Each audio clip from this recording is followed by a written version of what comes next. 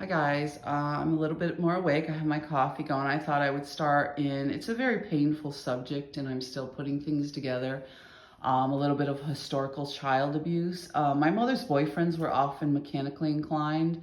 Oftentimes you bring up some of this electronic harassment or microwaves or some of this stuff and you're laughed about, called crazy. I hesitated. I've looked at some of this stuff way back when I first got online in the computer when you could, a lot more information would come in when you would Google things.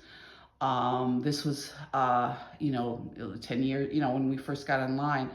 But there's been other weird things too, physical. Years ago, this person that I dated, there would be piles of shit all over the house. I stayed with his sister for just a small brief time when I was looking for an apartment.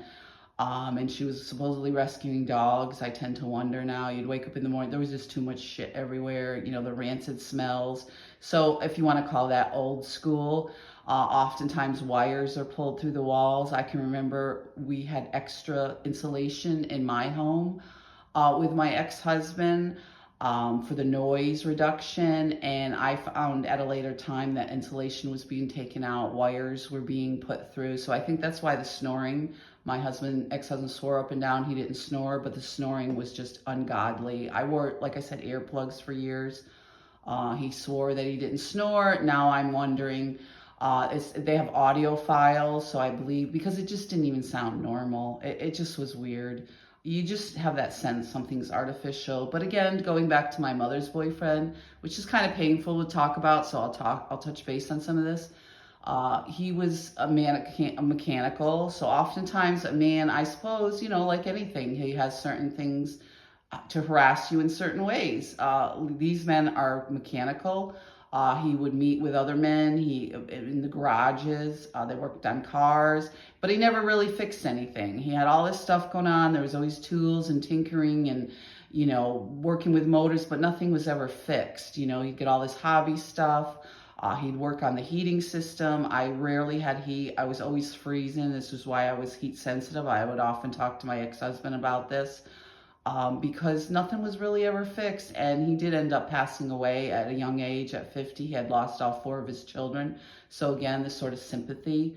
I never knew why he lost his children. I would like to know today. I would like to see his obituary, but of course that's being held. I don't know why it's a secret. My mother just called one day and said he's dead, and that was it. So it's this kind of behavior, but he ended up working on the heating and cooling system at the mill and ended up getting pneumonia. He never went to the doctor, but this was the kind of person, again, ex-military. He would often work on things, but never really, he would abandon them and never really seemed like anything would come of it. He worked on model airplanes. He got some cameras.